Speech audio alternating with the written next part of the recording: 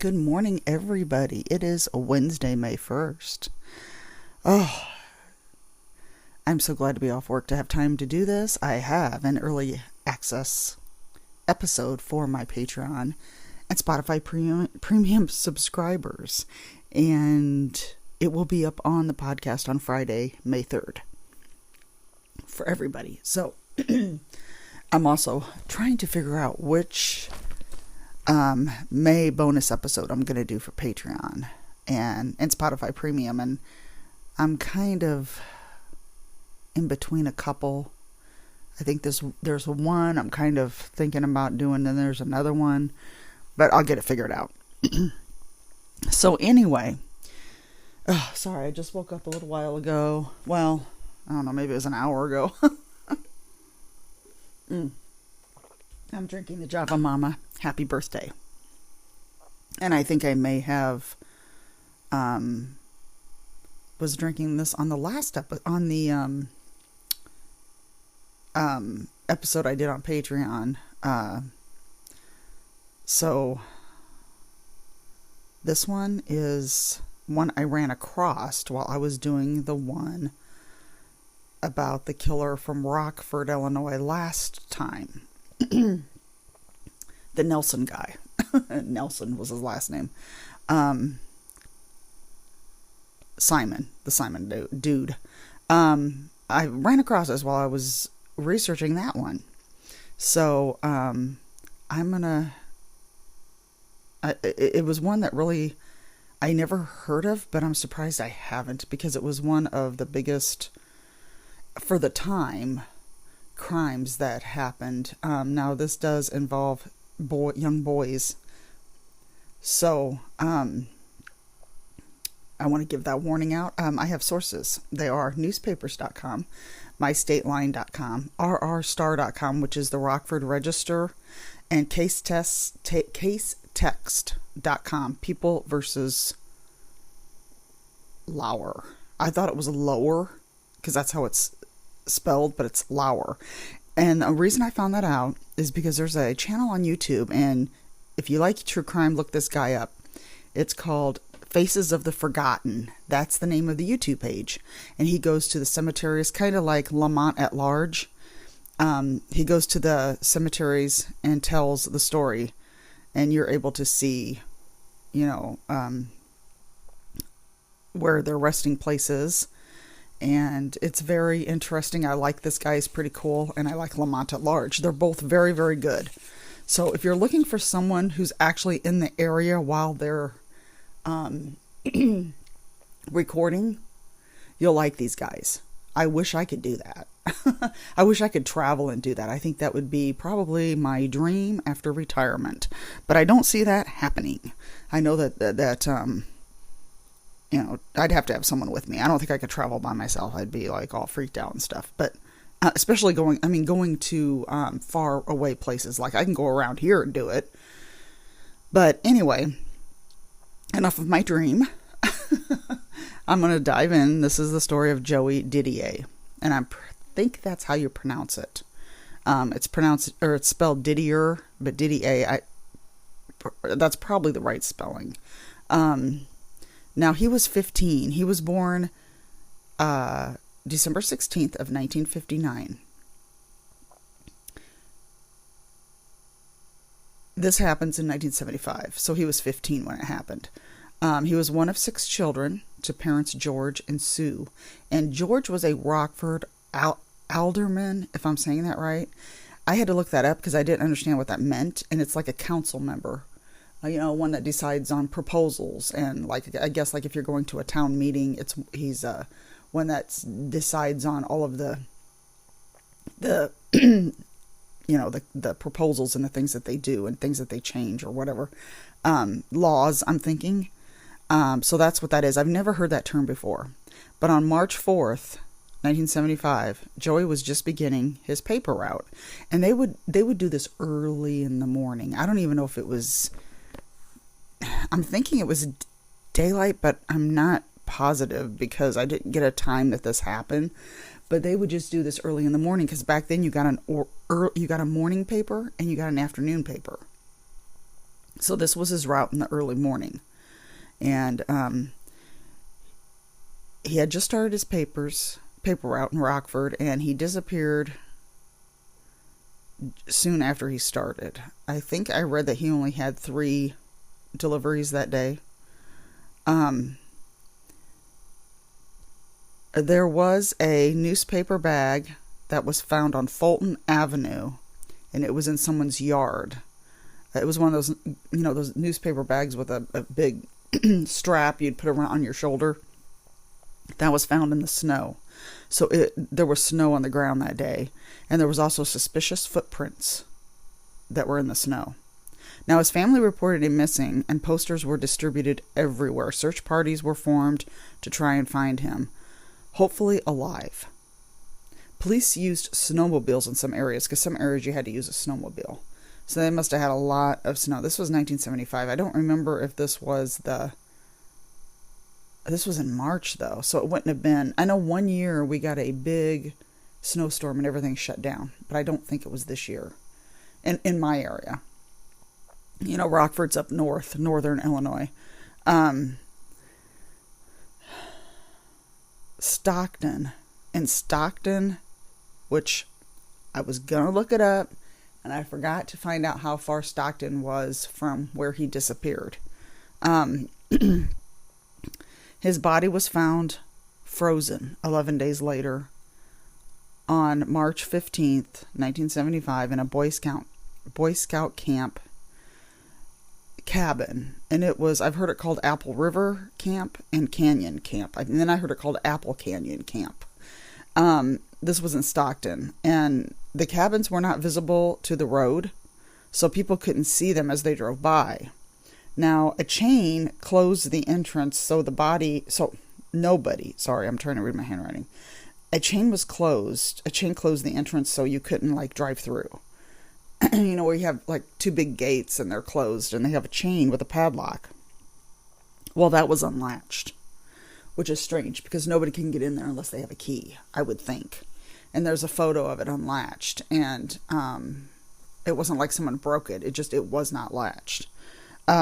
He had been strangled and raped. There were rope burns on his wrists, and he was nude. So investigators right away started to put together a profile. They went on the theory that this murderer was someone who wasn't from the area, and they weren't from the area, but they were familiar with the camp, and they had reason to travel to Rockford. And so they're thinking possibly a truck driver going between the towns of Stockton and Rockford.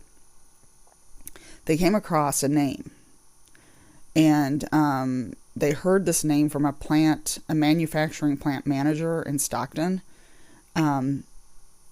It was this name was a truck driver, and he had a route between these 2 cities. The suspect was in the computer files in Freeport, and the computer files there, they were in connections with child molesters. Excuse me. He was a man named Robert Henry Lauer, and he was 37 years old.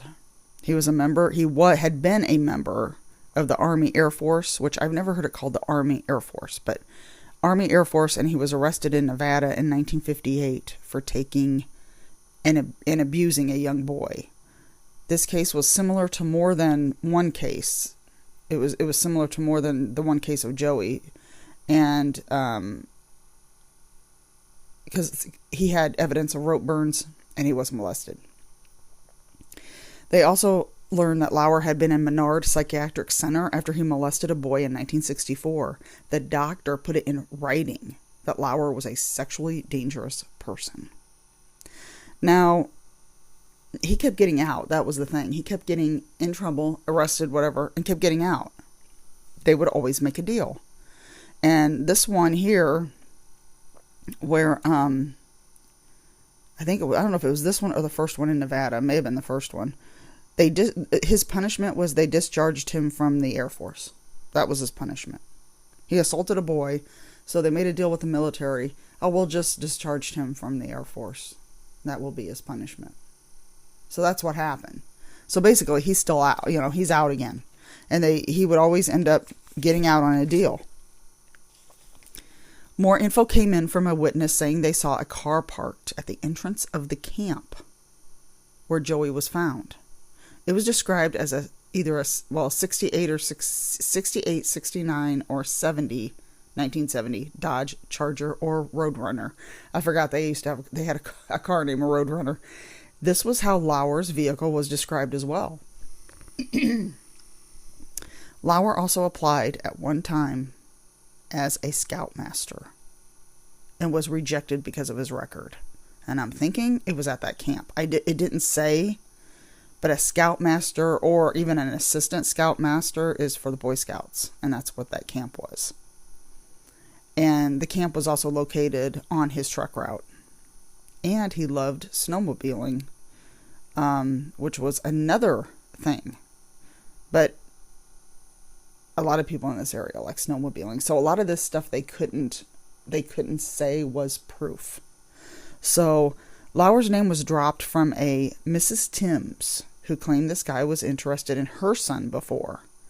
Another thing that came up was Lauer's composite photo. And composite photo, I think, is like a sketch. So, excuse me. Richard Hankins, who was a young boy, and he was followed by a guy in a gold snowmobile suit. And luckily he was able to lose him. I don't know if he was on a snowmobile, this boy, or if he was walking. I never found out, but he was followed persistently by a guy in a gold snowmobile suit. He had picked Lauer's photo out of 5 different guys who most resembled the man who was following him. Now, time had passed by the time this kid was followed and had come to the police, and from when the composite photo was done. So time had passed. Oh, I'm sorry. No. Time had passed from Joey's murder to when this boy was followed. Sorry. I'm like, wait a minute, that don't sound right. And when they were investigating Joey's murder, they looked at the composite photo. Well, time had passed, and that was one of the things that they couldn't really prove. Plus, a gold snowmobile suit, many guys could have been wearing that. I'm thinking the guy, he must have been on a snowmobile. That's what I'm thinking. And I don't know if they were both on, it just sounds like if he saw a gold snowmobile suit, he was on a snowmobile.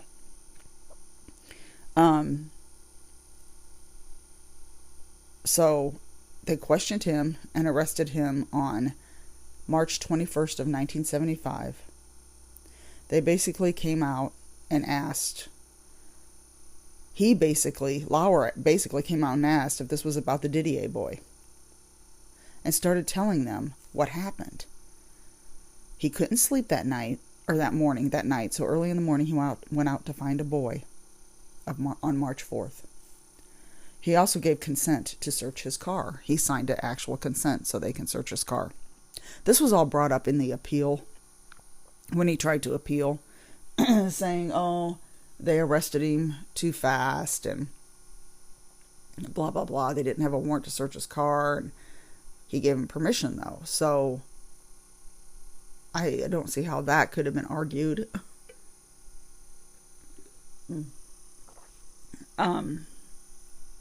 Lauer did have a gold snowmobile suit. But again, the color was common. Snowmobiling was normal in the area. Very popular. Now, his confession.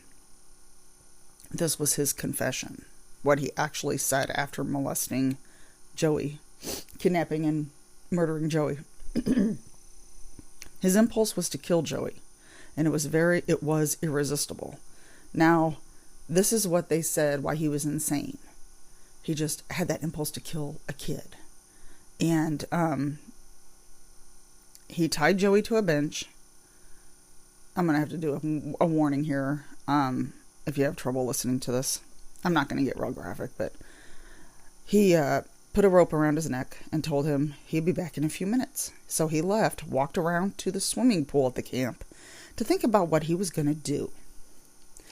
He had to kill Joey because he would tell on him. He would be able to identify him. So he had a half an hour he was thinking, and then he made up his mind. So now they're saying at the appeal, he had time to think about this. This was not an impulse. It was an impulse to kidnap him, but not to murder him. So he made Joey stand on the bench, and then I didn't understand. I read it, but I didn't understand I thought he hung him because that's what was written, but it said that he strangled him by pulling on the rope.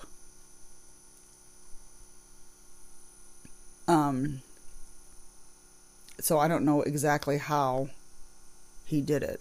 I mean, that's how he did it, but I don't, of course I don't want to know the details, but that's how he ended up killing him. He was not proven insane by this, because he was planning and thinking about it first, and he had a reason. Joey could identify him. It wasn't an impulse just to kill him. Now, Robert Henry Lauer was sentenced to 100 to 150 years in prison. Could be paroled after 20 years. Joey's family fought 19 times to keep him locked up. And this is a sad thing. His dad, George, died in 1999, and his mom, Sue, died in 2007. These are Joey's parents. Joey's parents died before the murder of their son. And I hate that. But Robert Henry Lauer died in prison from medical complications in 2017. Why he had to live so long, I don't know. But I feel so sorry. And these parents, now he was one of 6 children, so his brothers and sisters were ones that helped fight to keep him in prison. Joey's brothers and sisters. So I'm so glad that they did that. But I don't like the fact that he could be paroled after 20 years, after his record and what he did. What is the justice system? I don't get this. And this is in 1975. 1975. So how was he even able to get parole? I mean, that doesn't make any sense. So, after his record, I don't get that. I really don't. It should have been life without parole or death penalty if they had it back then. I think they did have it in Illinois. I could be wrong. I don't know exactly when it started in Illinois. But anyway, that is the story of Joey Didier. And it's very sad. This story, I've not heard about it. And it's one that easily could be forgotten. But so I wanted to tell it after I started looking into it. It just got more and more and more. And I'm like, whoa, This is it's a very sad case. All my cases are sad. And, but I hope to get, let's see, I got to decide on one, and I'm going to be writing it up pretty soon so I can get it out the first May bonus episode.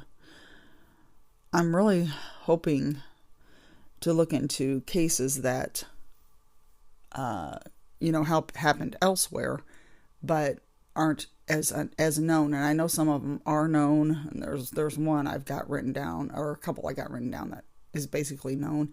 I've got a couple cases though that aren't murders. They're crime, but they're not murders. Well, attempted murder's one of them. So the person tried to murder the person, but it didn't work. But and then I have, which is a known case, and then I have another one that's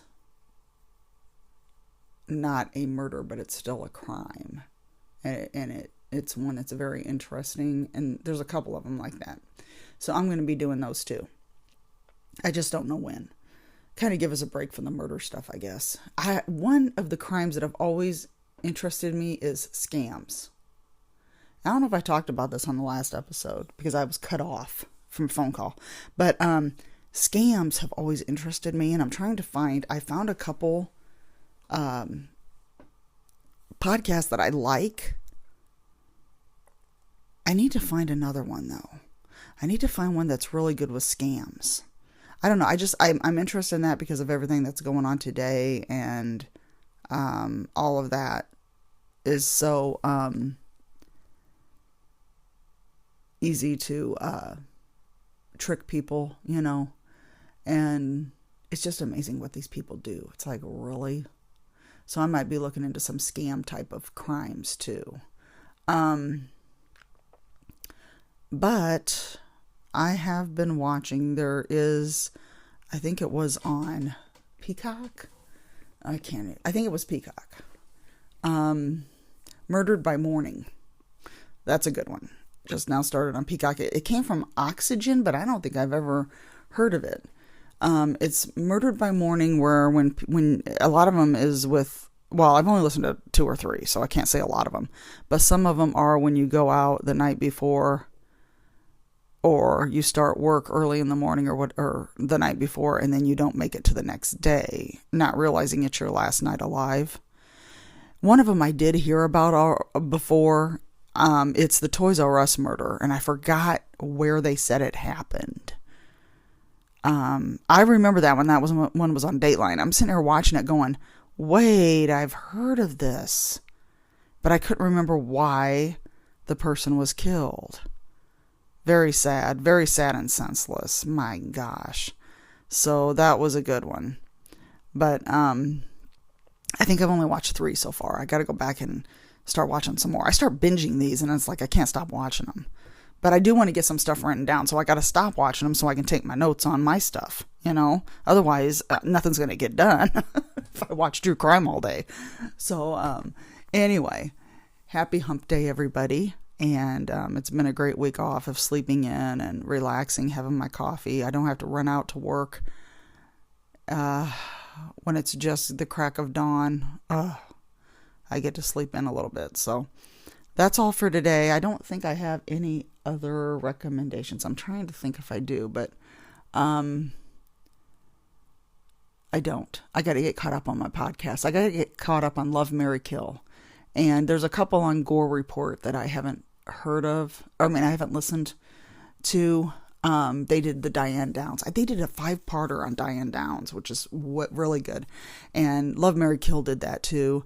And so that's all for today. Have a wonderful, wonderful May 1st and rest of the week. And I will be back with the bonus episode for Patreon and Spotify Premium. For $5, you get 3 bonus episodes a month. If I make it to 3, you get early access. If I'm able to get them up early on Tuesday or Wednesday, I try to hit the early access, and then they come up on the podcast on Friday.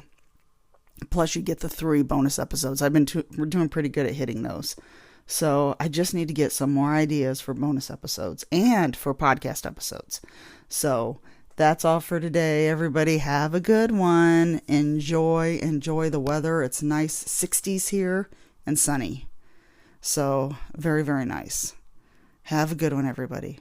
And I will see you next time.